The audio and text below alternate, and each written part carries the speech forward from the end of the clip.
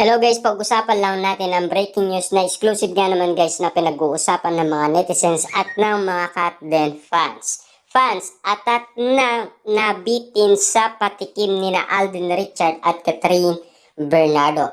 Paano nga naman sila hindi mabibitin? Ngayon pa lang nag-aanap na sila ng updated ni na Catherine Bernardo at Alden Richard. Kaya nga naman sila nagiging dilulu fans dahil nagbardagulan na sila sa ex dating Twitter dahil kinukumpara umano nila yung papunta ni Alden Richard sa kaarawan ni Catherine Bernardo sa Palawan at lalong-lalo na kung inaanapan si Catherine Bernardo ng ganap niya kung binati nga naman niya si Alden Richard at kung ano ang regalo niya kay Alden Richard. Yan ang mga hinahanapan ng mga dilulu fans ni na Catherine Bernardo at Alden Richard kung bakit nga naman sila nabitin. Siyempre guys, no?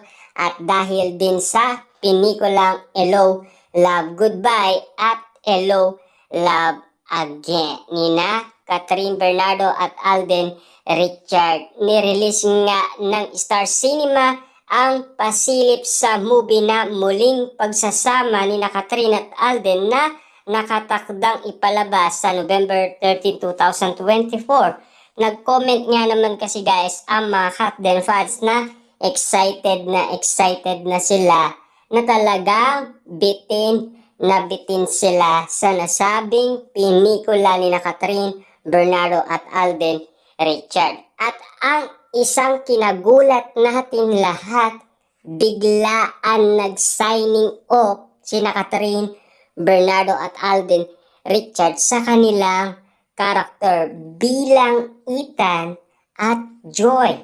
At kagulat-gulat din guys ang mga sinabi ni Direk Cathy na pwede pa daw magkaroon ng part 3. Kaso nga lang, depende pa rin yan guys kung susundin nga naman si Direk Cathy ng management at kung tututukan talaga ang karakter ni na Ethan at Joy at kung gagawa na lang ng panibagong karakter ni na Ethan at Joy sa bago nilang gagawing project. At siyempre, pinagkakaguluhan kasi kung ano ang project na gagawin ni na Alden Richard at Catherine Bernardo. At siyempre, pinagdadasal nga naman kasi guys ng mga dilulu fans na sana ngayon 2025 ay magkaroon ng project sina Catherine Bernardo at Alden Richard. At ayon naman guys sa bali-balita na magpapahinga muna daw sina Alden Richard at Catherine Bernardo dahil may kanya-kanya silang gagawin na project. Dahil alam naman natin guys, collaboration lang ang nangyari dahil alam din natin na magkaiba sila ng network. Kaya nga naman guys, patuloy pa rin silang sumisingit at nagre-request na sana magkaroon muli ng pagkakataon ang collaboration nina Alden Richard at Catherine Bernardo para muling masilayan ng mga dilulu fans kung bakit nga naman nabitin sila sa patikim nga naman ng ginawa nina Alden Richard at Catherine Bernardo. Grabe kasi guys ang mga kumakalat na issues sa social media kung bakit nga naman kinabaliwan at talagang kinikilig ng sobra-sobra ang mga netizens at mga Katden fans kung bakit hinahanap nila ang mga ayuda ni na Catherine Bernardo at Alden Richard, lalong-lalo na guys sa mga holiday season. Yan kasi guys ang mga pinag-uusapan ngayon sa social media kung ano na ang naging resulta sa kanilang idolo. Kung bakit nga naman sila nagbardagulan at kung bakit kinukumpara nga naman nila ang ginawa ni Alden Richard at kung si Catherine Bernardo ay binati si Alden Richard. Posible ba yun?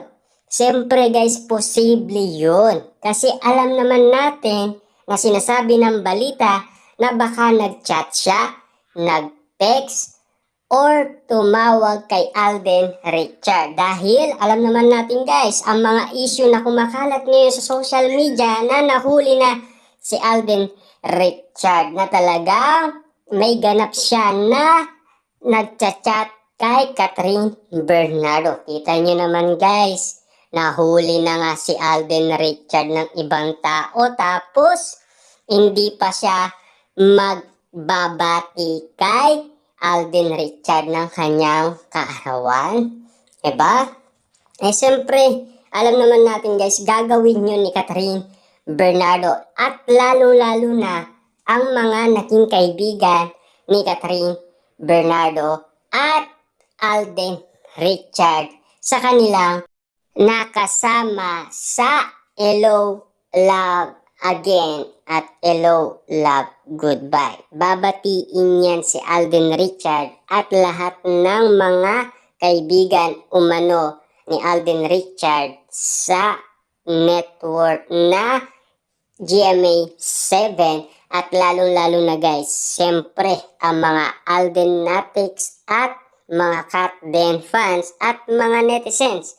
Yan kasi guys ang mga naiulat umano ng mga bali-balita patungkol kina Alden Richard at Catherine Bernardo. Kaya nga naman guys, bitin na bitin tayo sa lahat ng mga update ngayon sa mga ayuda dahil tapos na kasi ang kanilang promotion. Eh siyempre, naghihintay lang tayo ng pagkakataon dahil tayo ay sabik pa rin at naghihintay pa rin at abangers pa rin dahil sa comeback ni na Alden Richard at Catherine Bernardo. Siyempre guys, kinikilig din naman tayo at tinatamaan at nai-inlove tayo at nagkakaroon tayo ng mga idea sa mga ginagawa ni na Catherine Bernardo at Alden Richard, sa mga sign na ginagawa nila at kung paano sila magpakilig sa isa't